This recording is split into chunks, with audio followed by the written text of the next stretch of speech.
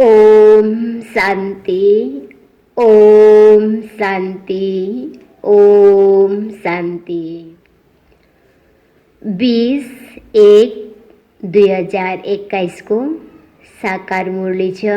मुरली को मुख्य सार में, मीठे बच्चे, सारे कल्प का यह सर्वोत्तम कल्याणकारी संगम युग हो। इसमें तुम बच्चे याद की स्क्रीन से सतो प्रधान बनते हो। मीठे बच्चे, सारे कल्प का यह है सर्वोत्तम कल्याणकारी संगम युग। इसमें तुम बच्चे याद की स्क्रीन से सतो प्रधान बनते हो। मीठे बच्चे, सारे कल्प का यह है सर्वोत्तम कल्याणकारी संगम युग। इसमें तुम बच्चे याद की स्क्रीन से सतो प्रधान बनते हो।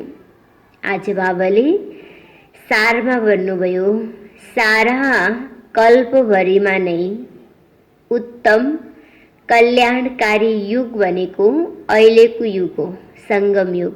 अहिलेको समय र यो समयमा नै आत्माले पिता परमात्मालाई याद गरेर आत्मा कल्प कल्पको लागि, जन्म जन्मको लागि सतो प्रधान बन्ने समय, तमो प्रधानबाट सतो प्रधान बन्ने समय भनेको अहिलेको समय नै हो भनेर बाबाले भन्नुहुन्छ।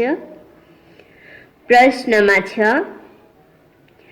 अनेक प्रकार के प्रश्नों की उत्पत्ति का कारण तथा उन सब का निवारण क्या है? अनेक प्रकार की प्रश्नों की उत्पत्ति का कारण तथा उन सब का निवारण क्या है? उत्तर में, जब देह अभिमान में आती हो तो संशय पैदा होता है और संशय उठने से ही अनेक प्रश्नों की उत्पत्ति हो जाती है। बाबा कहते, मैंने तुम बच्चों को जो धंधा दिया है, पति से पावन बनो और बनाओ। इस धंधे में रहने से सब प्रश्न खत्म हो जाएंगे। आज बाबाले प्रश्नमा सोध्नु भएको थियो कि हरेक प्रकारको, अनेक प्रकारको प्रश्नहरू उत्पन्न हुनको कारण के र सबको निवारण हुनु कारण के? त बाबाले उत्तरमा भन्नुभयो कि जब हामी देहको भानमा आउँछौं, देह अभिमानमा आउँछौं, त त्यो देह अभिमानले नै संशय उत्पन्न गर्छ र जब हामी संशयमा आउँछौं त त्यो संशयले नै बाबाले भन्नुहुन्छ अनेक प्रकारको हुने नहुने बितेको आउनेवाला प्रश्नहरूलाई उत्पन्न गर्छ र बाबाले भन्नुहुन्छ जुन स्वयं पिता परमात्माले हामीलाई जुन सेवा, जुन कार्य दिनुभएको छ कि आफ्नो जीवनलाई पनि ज्ञान र योगले पावन बनाउने र अनेक आत्माहरूको जीवनलाई पनि पावन बनाउनको लागि हामी एक एक बच्चा प्रेरणाको स्रोत बन्ने। त यसरी हामी एक एक आत्मा दूसराको लागि प्रेरणाको स्रोत बन्छौं, दूसरालाई प्रेरणा दिनेको लायक बन्छौं भनेपछि परमात्माले भन्नुहुन्छ हाम्रो मनमा अनेक प्रकारको ख्यालात जुन प्रश्न हो त्यो प्रश्न वाचक चिन्ह समाप्त भएर फुल स्टप लाग्छ, बिन्दी लाग्छ। हुनेवाला छ, राम्रो छ, जे भयो राम्रो भयो, अब भविष्य में होने वाला झन राम्रो होने वाला छ। त्यसरी बाबाले भन्नुहुन्छ हरेक प्रकारको प्रश्नहरू हाम्रो मनबाट सदाको लागि समाप्त भएर जान्छ। त्यसपछि हाम्रो जीवन खुसी बन्छ, हाम्रो जीवन प्रसन्न चित्त तब मात्रै रहन्छ। गीतमा छ तुम्हें पाके हमने जहाँ पा लिया। ओम शांति। मीठे मीठे रूहानी बच्चों ने गीत सुना। यह किसने कहा? मीठे मीठे रूहानी बच्चे, जरूर रूहानी बाप ही कह सकते हैं। मीठे मीठे रूहानी बच्चे अभी सम्मुख बैठे हैं और बाप बहुत प्यार से समझा रहे हैं। अब तुम जानते हो सिवाय रूहानी बाप के सर्व को सुख शांति देने वाला व सर्व को इस दुख से लिबरेट करने वाला दुनिया भर में और कोई मनुष्य हो नहीं सकता। इसलिए दुख में बाप को याद करते रहते हैं। सुखमा तो भगवानलाई कसैले पनि याद गर्दैनौँ, दुखमा मात्रै गर्छौँ। किन भनेपछि यो संसारमा दुखबाट मुक्त गराउनेवाला स्वयं परमात्मा मात्रै हुनुहुन्छ। त्यो भएर मान्छेले दुःखमा भगवानलाई याद गर्ने हो। दुखबाट छुटकारा दिनेवाला, परेशानीबाट मुक्त दिलाउनेवाला को हुनुहुन्छ? एक परम पिता परमात्मा हुनुहुन्छ। तुम बच्चे सम्मुख बैठे हो, जानते हो बाबा हमको सुखधाम के लायक बना रहे हैं। सदा सुखधाम का मालिक बनाने वाले बाप के सम्मुख आए हैं। अभी समझते हो सम्मुख सुनने और दूर रहकर सुनने में बहुत फर्क है। मधुबन में सम्मुख आते हो, मधुबन मशहूर है। मधुबन में उन्होंने कृष्ण का चित्र दिखाया, परंतु कृष्ण है नहीं। तुम बच्चे जानते हो इसमें मेहनत लगती है। अपने को घड़ी घड़ी आत्मा निश्चय करना है। मैं आत्मा बाप से वर्षा ले रही हूँ। बाप एक ही समय आता है सारे चक्र में। यह कल्प का सुहाना संगम युग है।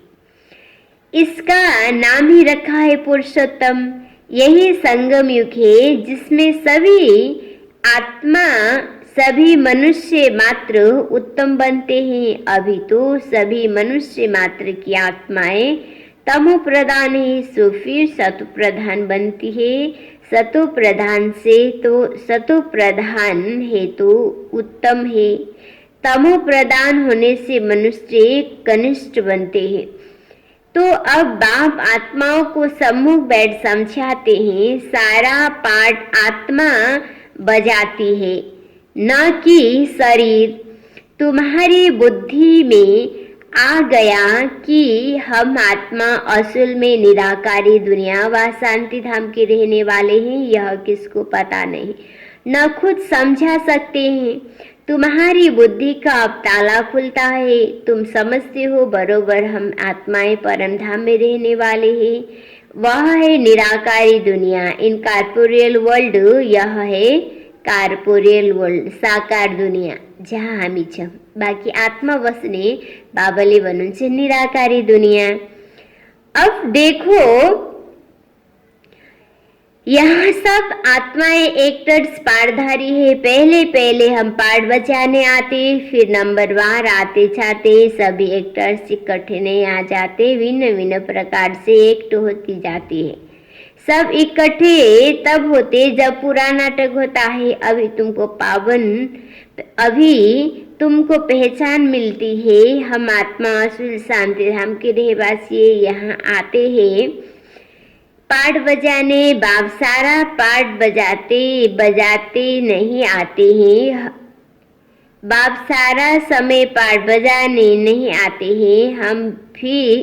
हम ही पार्ट बजाते बजाते सतो प्रधान से तमो प्रधान बन जाते। अभी तुम बच्चों को सम्मुख सुनने से बड़ा मजा आता है। इतना मजा मुरली पढ़ने वाले, इतना मजा मुरली पढ़ने से नहीं होता है, यहाँ सम्मुख होना। तुम बच्चे समझते हो कि भारत गॉड गणेश का स्थापना है, अभी नहीं। चित्र देखते हो था जरूर, हम वहाँ के रहवासी थे। पहले पहले हम देखता थे, अपने पाठ को याद करेंगे कि भूल जाएंगे। बाप कहते, तुमने यहाँ यह पाठ बजाया, यह ड्रामा है। नई दुनिया सो फिर पुरानी दुनिया होती है। पहले पहले ऊपर से जो आत्माएं आती है वे गोल्डन एज में आती है। यह सब बातें अभी तुम्हारी बुद्धि में है। तो तुम विश्व के मालिक महाराजा महारानी थे, तुम्हारी राजधानी थी। अभी तो राजधानी नहीं है, अभी तुम सीख रहे हो हम राजाएं कैसे चलाएंगे। वहाँ वजीर होते नहीं, राय देने वालों की दरकार नहीं। वह तो श्रीमत द्वारा श्रेष्ठ ते श्रेष्ठ बन जाते। सतयुगमा बाबाले भन्नुहुन्छ, एक राज्य, एक धर्म, एकताको दुनियाँ, जहाँ हरेक राज्यको कारोबार एकको हातमा हुन्छ। बस राजाले मात्रै चलाउने, त्यहाँ मन्त्रीको आवश्यकता नै पर्दैन, सल्लाह लिन दिन पर्दैन। किन?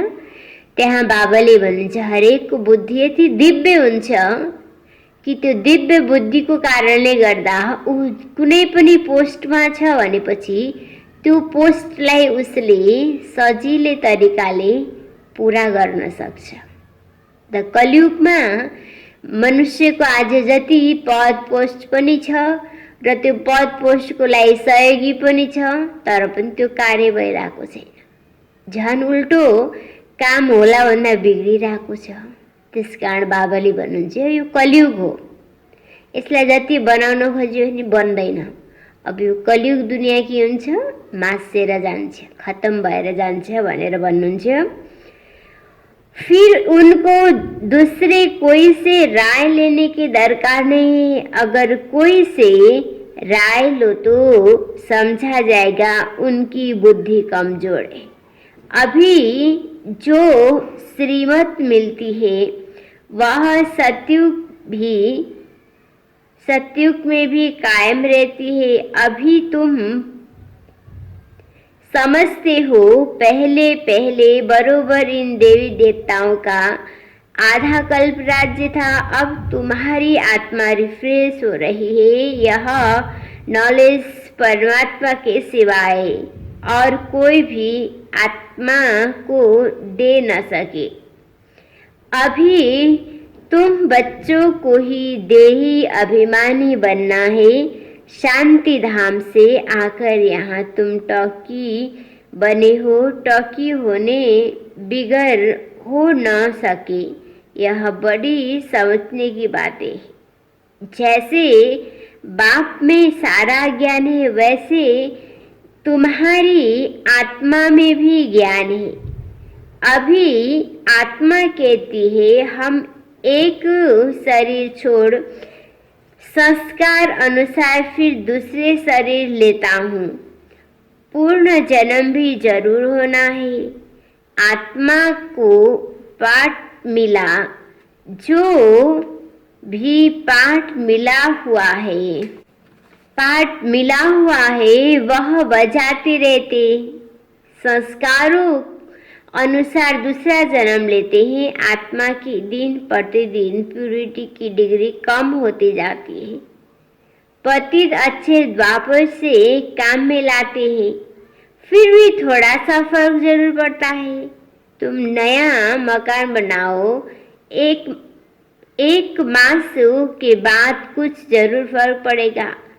तो अभी तुम बच्चे समझते हो बाबा हमको वर्षा दे रहे हैं।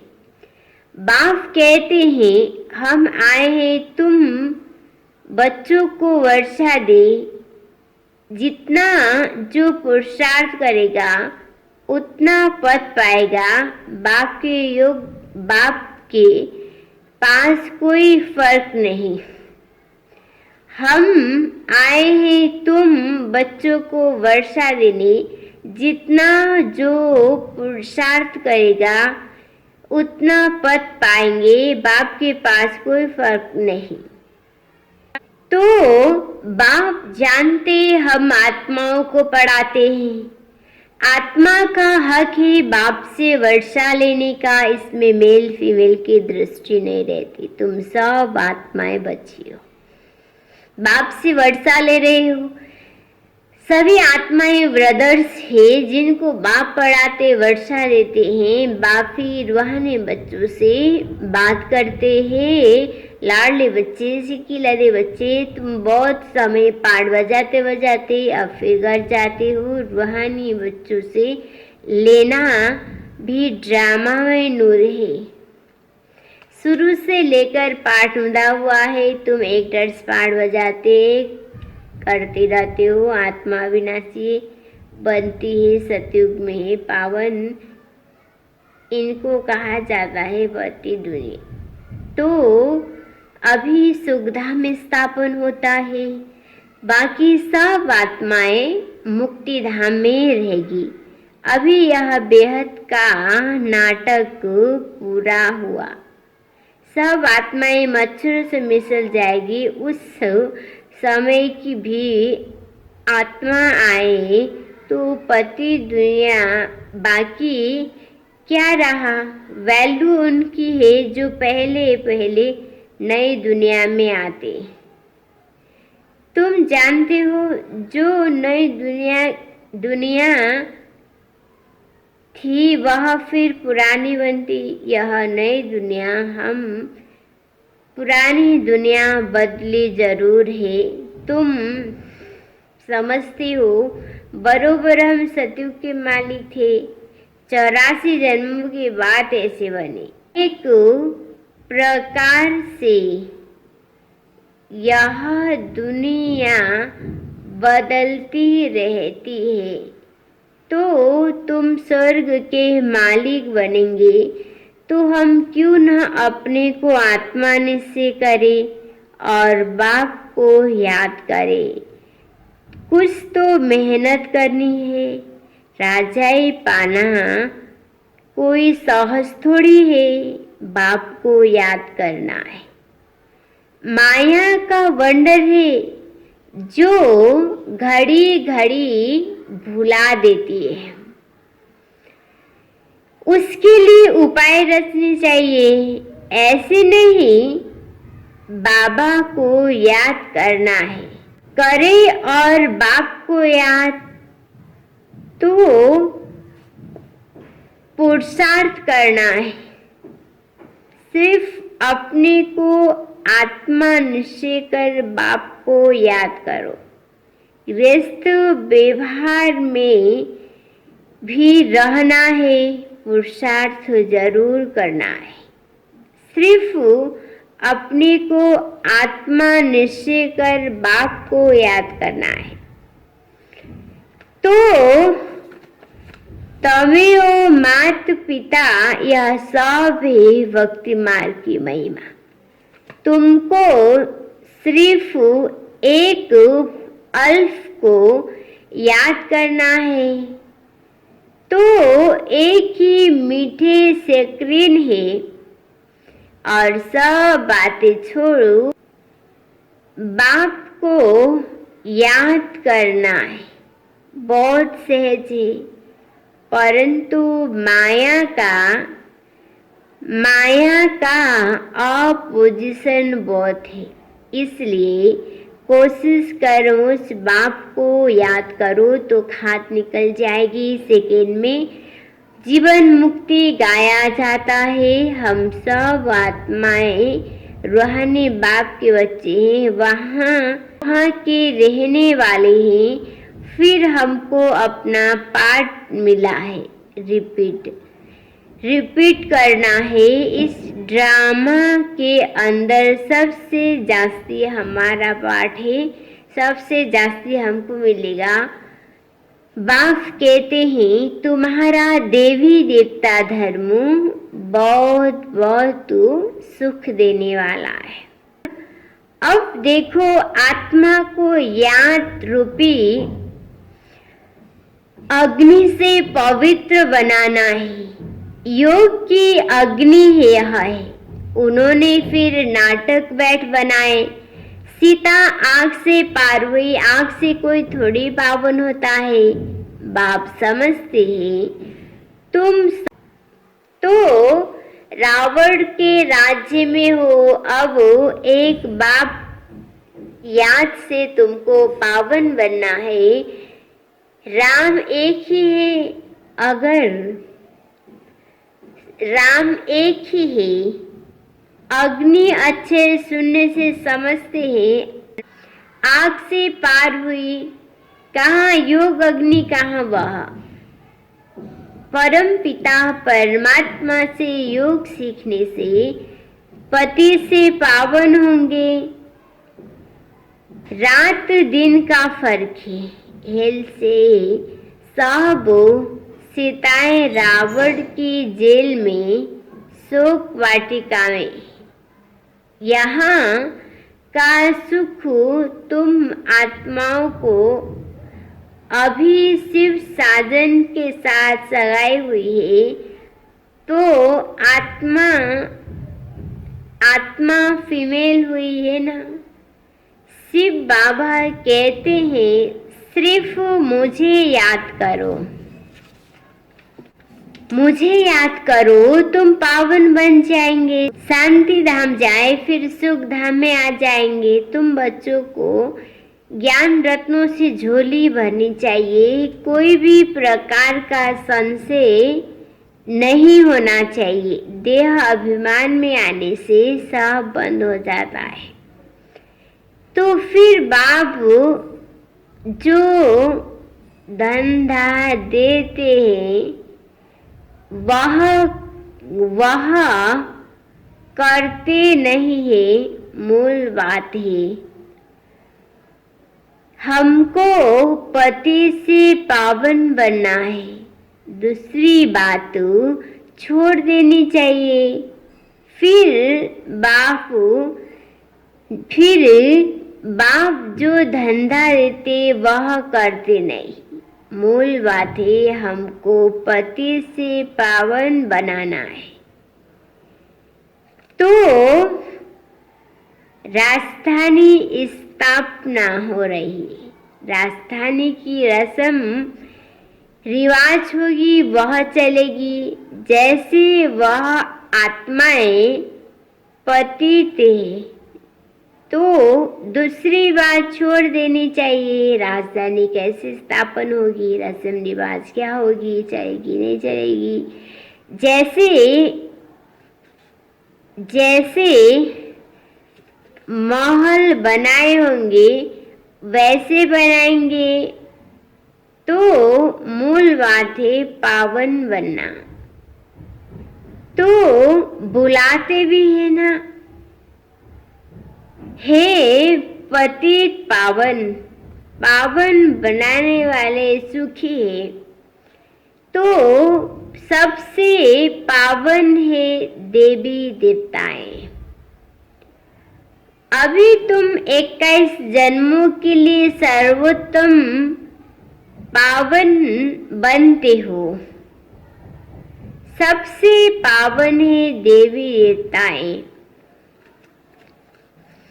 अभी तुम 21 जन्मों के लिए पुरुषोत्तम बन रहे हो। परंतु समझते कुछ भी नहीं। तो अभी पतित पावन कह बुलाते हैं, परंतु बोलो तुम पतित हो तो बिगड़ जाएंगे। अपने को भिखारी कोई भी समझते नहीं। कहते हैं गृहस्थ में तो सब थे, राधा कृष्ण। तो अब लक्ष्मी नारायण भी बच्चे हैं ना। वहाँ योग बल से बच्चे पैदा होते, यह भूल गए। उनको वाइसलेस वर्ल्ड कहा जाता है, सर्व का सदगति दाता। वह तो एक गुरु चला गया, फिर बच्चे गद्दी देंगे। अब वह कैसे होगा? सर्व का सद्गति दाता एक है। सतयुग में सिर्फ देवी देवताओं थे, मनुष्य को गद्दी देंगे, अब तो वह कैसे सद्गति में ले जाएंगे। सर्व का सद्गति दाता एक ही। सतयुग में सिर्फ देवी देवताएं होते हैं, बाकी इन सब आत्माएं शांति धाम में चले जाएंगे। सर्व का सद्गति दाता है ही एक। सतयुग में सिर्फ देवी देवताएं होते हैं, बाकी सब आत्माएं शांति धाम में चली जाएगी। रावण राज्य से छूट जाएंगे, बापू सबको पवित्र बनाकर ले जाते हैं। पावन से फिर फट से कोई पतित नहीं बनते हैं, नंबरवार उतरते हैं। सतो प्रधान से सतो रजु तमो बनते। तो तुम्हारी बुद्धि में 84 जन्मों का चक्र बैठा है। तुम ऑलमाइटी लाइट हाउस हो। लाइट हाउस हो। ज्ञान से इस चक्र को जान गए हो कि यह चक्र कैसे फिरता है। अभी तुम बच्चों को ऐसे सबको रास्ता बताना है। सब नया है। तुम पायलट हो। रास्ता बताने वाले सबको बोलो आप शांति धाम सुख धाम को याद करो। तो कलयुग दुख धाम को भूल जाओ। अच्छा मीठे मीठे सिकी लधे बच्चों प्रति माता पिता बाप दादा का याद प्यार और गुड मॉर्निंग। रूहानी बाप की रूहानी बच्चों को नमस्ते। रूहानी बच्चों की रूहानी बाप को याद प्यार गुड मॉर्निंग नमस्ते नमस्ते। यो छ धारणाको लागि मुख्य सार पहिलो पोइन्टमा जब तक जीना है ज्ञान अमृत पीते रहना है। जब तक जीना है तब तक ज्ञान अमृत पीते रहना है। अपनी झोली ज्ञान रत्नों से भरनी है। संशय में आकर कोई प्रश्न नहीं उठाने। दूसरा नंबर में योग अग्नि से आत्मा रूपी सीता को पावन बनाना है। योग अग्नि से आत्मा रूपी सीता को पावन बनाना है। किसी बात में विस्तार में जास्ती न जाकर किसी बात में विस्तार में जास्ती न जाकर देही अभिमानी बनने की मेहनत करनी। देही अभिमानी बनने की मेहनत करनी है। शांति धाम और सुख धाम को याद करना है। अच्छा वरदान में छे आज को देही अभिमानी स्थिति में स्थित रह सदा विशेष पाठ बजाने वाले संतुष्ट मणि भव। देही अभिमानी स्थिति में स्थित हो सदा विशेष पाठ बजाने वाले संतुष्ट मणि भव। विस्तार में छ जो बच्चे विशेष पाठधारी हैं उनकी हर एक तो विशेष है। कोई भी कर्म साधारण नहीं होता है। साधारण आत्मा कोई भी कर्म देह अभिमान में आकर करे और विशेष आत्मा देही अभिमानी बनकर करे। जो देही अभिमानी स्थिति में स्थित रहकर कर्म करते हैं वे स्वयं भी सदा संतुष्ट रहते हैं और दूसरों को भी संतुष्ट करते हैं। इसलिए उन्हें संतुष्ट मणि का वरदान स्वतः प्राप्त हो जाता है। सलोगन प्रयोगी आत्मा बन योग की प्रयोगी आत्मा बन योग के प्रयोग से सर्व खजानों को बढ़ाते चलो। सर्व खजानों को बढ़ाते चलो।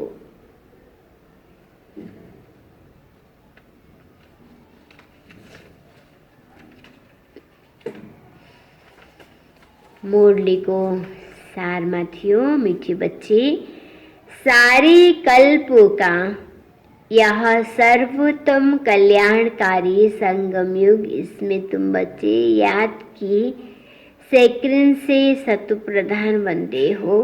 प्रश्नोत्तर में अनेक प्रकार के प्रश्नों की उत्पत्ति के कारण उसका निवारण क्या है? जब देही अभिमानी में आते हो तो संशय पैदा होता है और संशय उठने से ही अनेक प्रकार के प्रश्न की उत्पत्ति हो जाती है। बाकी बाबा कहते हैं, मैं तुम बच्चों को जो धंधा दिया था पति से पावन बनाने और बनाओ। इस धंधे में रहने से तुम्हारी 100 प्रश्न समाप्त हो जाते हैं। ओम शांति।